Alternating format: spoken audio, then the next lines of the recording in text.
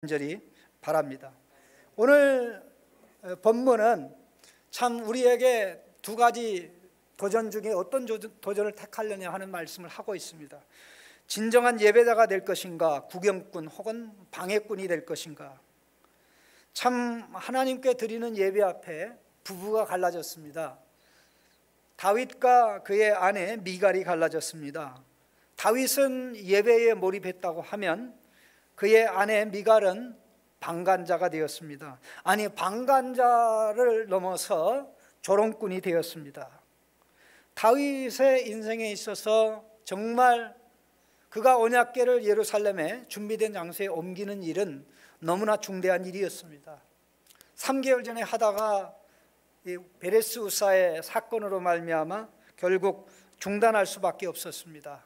그러다가 오베데돔이 언약궤를 잘 관리하면서 복받았다는 소식을 듣고 더 이상 중단할 수 없고 미룰 수 없다라고 생각해서 이제 언약궤를 옮기는 이런 일을 다윗이 하게 됐는데, 제사장들이 중심이 돼서 정말 지난주에 말씀드렸듯이 거의 1000명은 안 되지만 거의 900명에 육박하는 제사장들이 중심이 돼서 이 언약궤를 옮길 때 다윗은 하나님의 백성과 함께 감격과 기쁨으로 그 행사에 참여하면서 오늘 본문 말씀에 나와 있는 대로 상상을 초월해서 정말 기뻐하며 즐거워하며 축제와 감격의 춤을 췄습니다.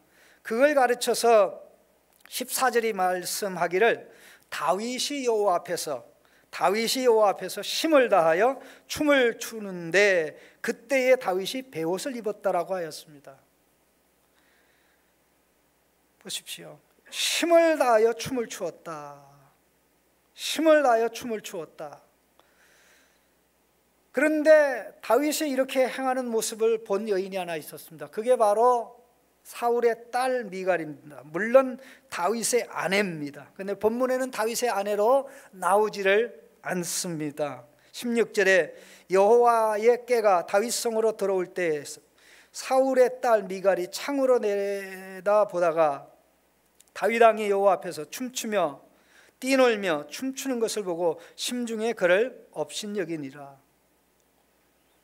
동일한 예배 현장에 한 사람은 예배할 수도 있고 한 사람은 예배하는 자를 지켜보면서 저게 뭐야 하고 조롱할 수도 있습니다. 하나님은 어떤 사람을 찾으실까요? 아니, 우리는 어떤 자로 예배하고 있습니까? 저는 우리 오늘 예배 참여하고 있는, 또 제 얼굴을 열심히 보고 있는 집에 있는 지체들에게 사실 묻고 싶습니다. 다윗의 예배야말로 우리 모두가 따라가야 될 예배인 줄로 믿습니다. 다윗은 하나님 앞에서 진정한 예배자였습니다. 참된 예배자였습니다. 여러분, 오늘 본문 말씀을 보면서 여기 수만 명이 될 겁니다. 제사장들, 레위인들, 지도자들, 종교 지도자, 그 다음에 장로들, 또 일반 백성들 수만 명 이상이 될 텐데, 이 모든 사람 중에 예배의 기쁨, 예배의 감격, 예배의 즐거움을 가장 크게, 가장 많이 누린 사람이 누구겠습니까? 다윗입니다. 어린 사무엘이 에봇을 입고 하나님을 섬겼듯이 그는 제사장이 아니지만 제사장의 심정으로 에봇을 입고 정말 춤을 추는데 정말 말로 다 할 수 없는 감격의 춤을 추었습니다. 그 다윗이 드린 이 예배의 행위를 가르쳐서 한마디로 얘기하기를 여호와 앞에서라는 표현을 사용하고 있다는 것을 우리는 주목을 해야 되겠습니다. 14절에 다윗이 여호와 앞에서 힘을 다하여, 16절에도 보니까 다윗 왕이 여호와 앞에서 뛰놀며 춤추는 것을 이렇게 말씀을 했습니다. 그리고 더 나아가서 20절에 미갈이 다윗에게 그 예배 행위를 문제 삼을 때 그가 대답한 내용이 21절에 나옵니다. 21절에 다윗이 미갈에게 이르되 이는 여호와 앞에서 행한 것이라. 그리고 맨 마지막 부분에도 보면 내가 여호와 앞에서 뛰놀리라. 다윗이 한 모든 것은 하나님이 보시는 가운데 하나님이 보시도록 하나님께 드리는 예배 행위였습니다. 과연 우리는 그렇게 하고 있는지, 다윗이 특별히 이때만 하나님 앞에 예배 드리는 가운데 이렇게 행한 것인지 우리는 그걸 물어볼 필요가 있습니다. 그런데 놀라운 것은 다윗은 과거에도 하나님 앞에서 예배를 드렸고 오늘 본문에서도 하나님 앞에 이렇게 예배를 드리고 예배 행위를 했고, 그리고 아내가 그렇게 그를 조롱하고 무시했음에도 불구하고 나는 앞으로도 그렇게 할 것이다 라고 얘기했다는 점이 우리에게 엄청난 도전과 충격을 주고 있습니다. 다윗이 과거에 그렇게 하나님 앞에서 예배한 것을 우리는 어떻게 알 수 있습니까? 6장 5절을 한번 같이 보십시다. 6장 5절입니다. 6장 5절을 같이 보시면 다윗과 이스라엘 온 족속이 잣나무로 만든 여러 가지 악기와 수금과 비파와 소고와 양금과 제금으로 여호와 앞에서 연주하더라. 여기 여호와 앞에서 연주하더라는 거, 뛰논다는 단어하고 똑같은 단어입니다. 샤하크라는 단어 똑같은 단어입니다. 여호와 앞에서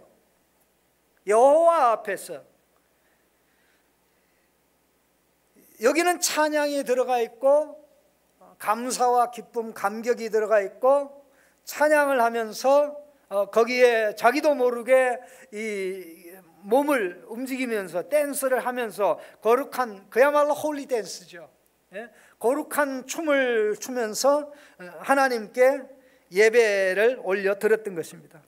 이 내용을 가만히 생각해 보면 이게 바로 3개월 전에 언약궤를 옮길 때 다윗이 했던 예배 행위입니다. 그 중단이 돼서 그랬지, 다윗은 그때도 그렇게 기쁨 가운데 감격 가운데 하나님 앞에 드리는 감격의 찬양, 기쁨의 찬양, 감사의 찬양, 정말 온몸으로 드리는 찬양을 했던 것이죠. 사실 여기 사용된 단어가 3개월 전에 사용되었던 모습이나 오늘 본문에 나오는 모습이 동일하다는 것이죠. 그래서 우리가 본문 14절입니까? 14절에도 보면 힘을 다하여 춤추었는데 다윗이 그 에봇을 입었다라고 얘기했고요. 그 다음에 16절에 여호와 앞에서 뛰놀며 춤추는 것을 보고 뛰놀았다. 이게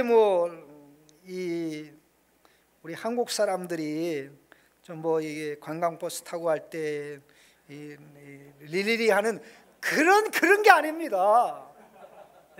하나님 앞에 기쁨과 감격에 사로잡혀서 정말 찬양하는, 온몸을 올려드리는 그런 모습이었는데, 여기에 해당되는 단어를 제가 분석해 보니까요, 몇 군데 나오는데 이 잠언서 8장 30절에 이런 내용이 나와 있습니다. 내가 그 곁에서 창조자가 되어 날마다 그의 기뻐하신 바가 되었으며 항상 그 앞에서 즐거워하였으며, 하나님께서 천지 창조를 할 때 천지 창조를 지켜본 지혜가 천지가 창조되는 것을 보면서 기쁨과 감격의 셀리브레이션에 축제를 했다는 거예요. 그 단어예요, 그 단어. 더 나아가서는 예레미야 30장 19절에 보면 그들에게 감사하는 소리가 나오고 즐거워하는 소리가 나리라. 이게 바로 그 소리입니다. 스가랴 8장 5절에는 그 성읍 거리에 소년과 소녀들이 가득하여 거기서 뛰놀리라. 축제의 기쁨과 감격으로 나아가는 것이죠.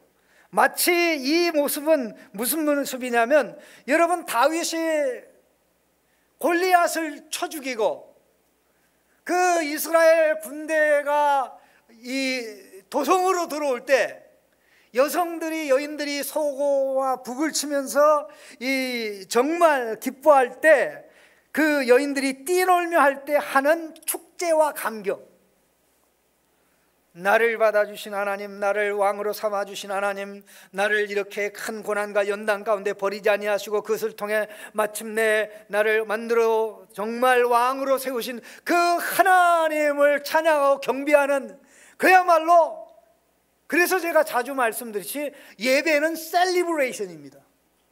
예배는 셀리브레이션이에요.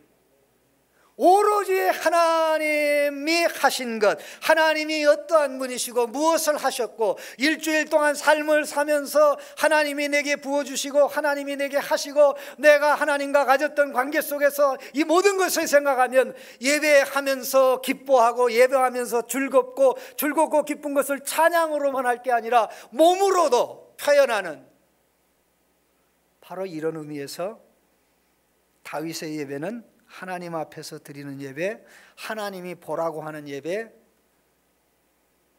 하나님께 올려드리는 예배였습니다. 다윗은 과거에도 그랬고 앞으로도 그렇게 할 것이라고 하였습니다. 저는 20절에 21절의 내용을 보면서 너무나 충격을 받았습니다. 다윗이 미갈에게 이르되 이는 여호와 앞에서 한 것이라 그가 내 아버지와 그의 온 집을 버리시고 나를 택하사 나를 여호와의 백성 이스라엘의 주권자로 삼으셨으니 내가 여호와 앞에서 뛰놀리라. 바로 그날 온 백성 앞에서 다윗이 했던 예배 행위가, 기뻐하고 즐거워하고 춤추며 찬양했던 이것이 여호와 앞에서,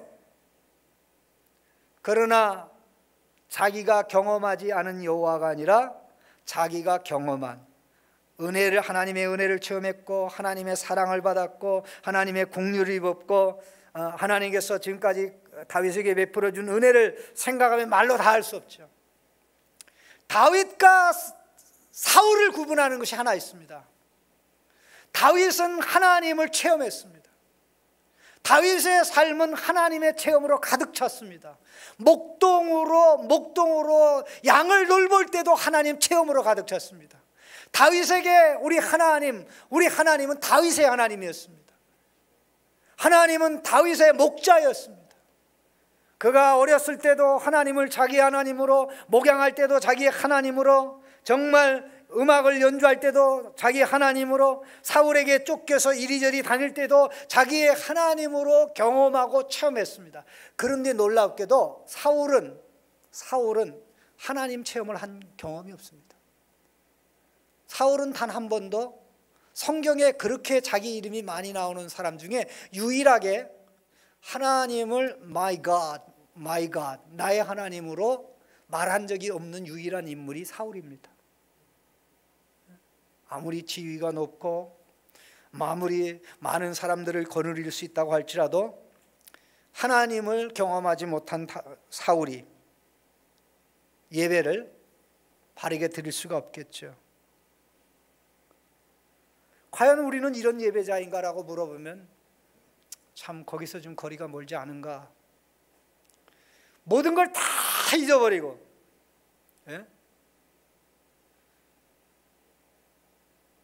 예배 드리다 보면 고통도 온데간데 없고 염려 걱정도 온데간데 없고 오로지 우리 하나님만 보이는 이런 예배, 축제의 예배, 감격의 예배, 우리 하나님의 하나님 되심을, 하나님이 하신 모든 일을 찬양하다 보면 거기에 몰입이 되어서 나도 모르게 기쁠 수밖에 없고 나도 모르게 즐거울 수밖에 없고 나도 모르게 예배의 무아지경에 이르게 되는 것이죠. 이 건강한 교회에는 예배의 무아지경이 있습니다.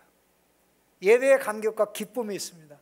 저는 우리 사부 예배에 참여하는 우리 젊은 지체들이 이런 예배를 만들어 가는데 하나님께 몰입함으로 다 잊어버리고 하나님께 몰입하는 예배를 드리다 보면 몰입하는 예배를 드리는 사이에 성령 하나님의 치유가 일어납니다. 성령 하나님이 머리 생각을 만지고 마음을 만지고 우리의 삶을 어루만져서 생활 속으로 들어갈 때 하나님이 주신 힘으로 살게 되는 것을 우리가 체험하게 됩니다. 이런 은혜가 있기를 간절히 바랍니다. 그러나 안타깝게 모든 예배자가 하나님 앞에 예배하는 자는 아닙니다.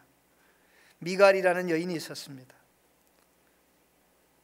그는 예배에 집중하지 않았습니다. 예배에 관심이 없었다고 할 수 있습니다. 그 현장에 있었습니다. 그런데 백성들과 함께 그 엄청난 찬양과 경배하지 않고 오히려 다윗이 하는 행위를 보면서 굉장히 마음 상했습니다. 마음 상했을 뿐만 아니라 분노하였습니다. 16절 말씀 보시죠. 여호와의 궤가 다윗성으로 들어올 때 사울의 딸 미갈이 창으로 내다보다가 다윗 왕의 여호와 앞에서 춤추며 뛰놀며 춤추는 것을 보고 심중에 뭐 하였다? 자, 집에 계신 분은 뭐라고 돼 있어요? 마음에 뭐라 그랬어요? 심중에 그를 대답해 봐요. 예? 내가 다 듣고 있어요. 예? 심중에 그를 업신여기니라 이렇게 돼 있어요. 업신여겼다. 이 업신여기다라는 단어 기억하시기 바랍니다. 어떻게 예배가는데 아내와 남편이 갈라져요? 아내와 남편이 갈라지는데 우리 서로 갈라지는 건 뻔할 뻔짜죠. 그런데 여기 놀라운 것은요, 이 업신여기다라는 단어가요, 그냥 그 정도가 아닙니다. 이 행동 자체가 굉장히 센 행동이에요. 여러분, 야곱이 하고 에서의 얘기 가운데 가장 중요하게 나오는 게 뭡니까?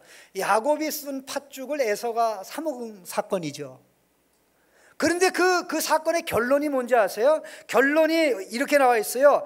야곱이 떡과 팥죽을 에서에게 주며 에서가 먹고 마시고 일어나 갔으니 에서가 장자의 명분을 가볍게 여김이었더라. 이 가볍게 여기다는 단어가 이 본문에 나오는 똑같은 단어예요.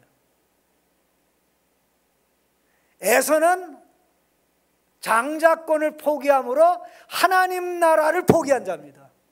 그에게는 하나님 나라보다는 자기의 주먹과 자기의 능력이 더 중요했죠. 그런 자에게 하나님이 하나님 나라를 상속으로 물려줄 이유가 없죠. 이 똑같은 단어가 다윗과도 관련이 되어 있는데, 자, 다윗이 아버지의 심부름으로 엘라이라는 지역에 갔습니다. 그때 이스라엘 군대와 블레셋 군대가 맞서고 있었는데 아무도 골리앗의 도전을 받아들이고 골리앗과 싸울 수 있는 용사가 없었습니다. 그때 나갔던 게 다윗인데, 다윗이 물맷돌 가지고 골리앗을 향하여 달려갈 때 골리앗이 이렇게 내려다보면서 그 블레셋 사람이 둘러보다가 다윗을 보고 업신여기니 이 단어입니다. 업신여기니 이 단어입니다. 결국 미갈은 결코 해서는 안 되는 행동을 뭐로 했다는 겁니까? 마음으로. 다윗이 하나님께 드리는 예배 행위를 그렇게 무시했다는, 하나님께서 기뻐 받으시는 그 예배를, 하나님이 기뻐 받으시는, 하나님이 저 예배를 기뻐 받으시는데 나는 저렇게 예배를 드리지 못해, 내게 문제가 있어, 이래도 부족한데 그 다윗을 멸시한 것으로 끝난 것이 아니라 마음속에 있는 멸시와 무시는 다윗이 백성들을 축복하고 집에 들어와 가족을 축복하려고 왔을 때 제일 먼저 다윗을 영접하러 나갔어요. 20절에 다윗이 자기의 가족에게 축복하러 돌아오매 사울의 딸 미갈이 나와서 다윗을 맞으며 이르되 이스라엘 왕이 오늘 어찌 영화로우신지 방탕한 자가 염치 없이 자기의 몸을 드러낸 것처럼 오늘 그의 신복의 계집종의 눈앞에서 몸을 드러내셨도다. 이게 할 수 있는 말입니까? 미갈은 다윗 왕에게, 자기 남편에게 깡패라고 그랬어요. 당신 오늘 깡패처럼 행동했다고. 당신 오늘 건달처럼 행동했다고. 당신 오늘 시정 잡배처럼 행동했다고. 여기 그 방탕한 자가라는 단어를 제가 추적해 보니까 이게 건달이란 말입니다. 네. 이야. 누구의 눈에 건달처럼 보인 거예요? 미갈의 눈에.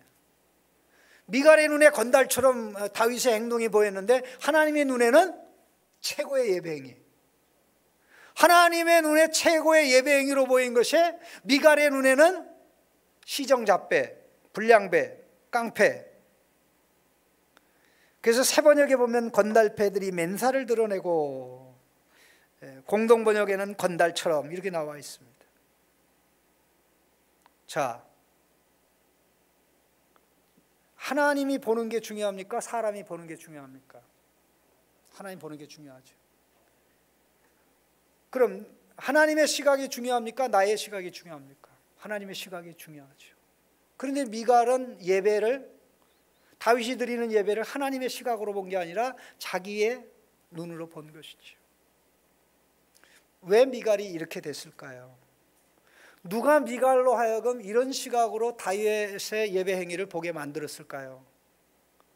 바로 그 답은 사울의 딸 미갈이라는 말에 있습니다. 사울의 딸 미갈. 제가 그러지 않습니까? 사울이라는 이름 굉장히 좋은 이름이라고 그랬어요. 사울이라는 이름 굉장히 좋은 이름이라고 그랬어요. 구하다. 구하다라는 이름 좋잖아요. 그것도 하나님께 구할 수 있는 사람이라면 최고죠. 그런데 그 좋은 이름보다 더 급수가 높은 이름이 미갈이라는 이름입니다. 미갈이라는 이름은 뭐 여자에게 주어지는 이름이고, 그 동일한 이름이 남자에게는 미가야입니다. 미가야, 미가 혹은 미가야. 그런데 이 미가야 혹은 미가라는 이름은 미갈도 마찬가지인데 Who is like the Lord? Who is like the Lord? 누가 여호와 같으냐?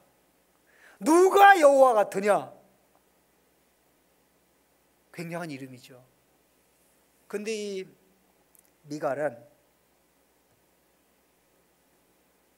그 아버지의 그 딸이었습니다. 사울의 딸 미갈이었습니다. 사울의 딸 미갈이었습니다. 3번에 걸쳐서 그를 소개하기를 사울의 딸로 소개했다는 것을 우리는 잊어서는 안 됩니다. 멸시할 때 한 행동이 사울의 딸로 행동을 한 겁니다. 16절에 사울의 딸 미갈이 창으로 내다보다가 이렇게 돼 있습니다. 그리고 다윗 왕이 들어왔을 때 이 독서를 품을 때 한 말이 사울의 딸 미갈이 이렇게 돼 있습니다.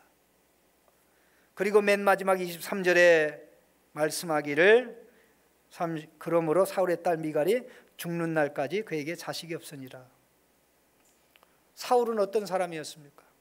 예배관이 잘못된 사람이었습니다. 예배를 단 한 번도 하나님 말씀에 근거해서 드린 적이 없습니다. 예배를 단 한 번도 하나님 말씀에 근거해서 드린 적이 없고, 그의 죄를 지적하고 그의 잘못을 지적해도 회개할 생각은 하지 아니하고 오로지 왕의 체면, 왕의 체신, 왕의 신분, 왕의 지위만 생각해서 사무엘에게 제발 나를 백성 앞에 높이고 장로들 앞에 높여서 당신과 함께 당신의 하나님께 예배하게 해서서 하고 부탁했던 자입니다. 망하는 순간에도 자기를 잊지 않았어요. 하나님의 시각은 없고 늘 자기의 생각만 있었습니다. 우리가 하나님의 시각을 받아들이지 않고 자기의 시각을 가진 자로 예배하면 결국 그 피해는 고스란히 우리의 자녀들에게로 가는 겁니다. 사울의 딸 미갈, 사울에게서 잘못된 예배관을 답습하고 예배관을 물려받은 미갈은 결국 자기의 눈으로 다윗의 예배를 보고 결국 해서는 안 된 일을 하게 되었던 것입니다. 여러분 예배드리는데 계속 사람만 보여요. 앞에 있는 지체, 무슨 행동을 하는지, 무슨 찬양을 하는지 그것만 보여요. 그 무슨 얘기입니까? 예배에 집중하지 않고 있다는 거죠. 학교에서 공부하고 있는데 앞에 학생의 뒤통수만 보여요. 그거 공부 안 한다는 뜻입니다. 네? 어느 자리에 있든지 선생님 말만 들린다 하면 그건 공부하고 있다는 얘기예요. 그렇지 않습니까? 근데 예배 와서 집중 안 하니까, 하나님을 의식하지 않으니까 자꾸만 다른 생각, 이런 생각, 저런 생각, 이런 걱정, 저런 걱정, 엉뚱한 행동을 하게 되는 것입니다. 저 사람은 왜 오늘 저렇게 행동해? 저 사람은 왜 오늘 또 CCM을 불러? CCM을 하나님이 안 받는데. 그런 사람 치고 제대로 예배 드린 사람이 없어요. 우리는 예배자이지 예배 판단자가 아닙니다. 절대 어떤 경우에도 우리는 이렇게 나가서는 안 될 것입니다.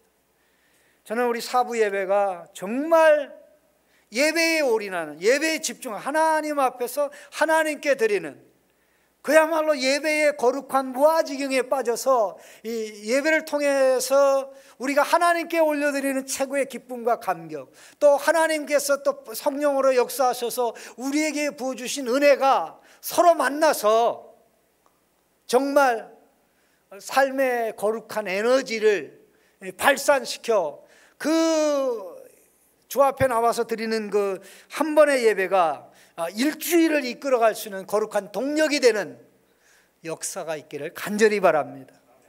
여러분 예배의 방관자로 사시겠습니까? 방해자가 되시겠습니까? 아니면 다윗을 능가하는 하나님 앞에서 하나님께 드리는 예배자가 되시겠습니까? 이건 하루아침에 되지 않습니다. 연습이 필요합니다. 훈련이 필요합니다. 매번 예배 드릴 때마다 그렇게 드리면 본능적으로 나는 하나님을 예배하는 자, 하나님 앞에서 예배하는 자, 누가 어떻게 예배 드리는지 나의 관심이 아니야. 나는 예배 시간에 오직 all tuned in, 전적으로 하나님께 튜닝되는 예배를 드리겠다 하는 마음의 결심이 있으시기를. 자, 우리 온라인으로 참여한 분들 아멘, 아멘. 예, 같이 기도하겠습니다.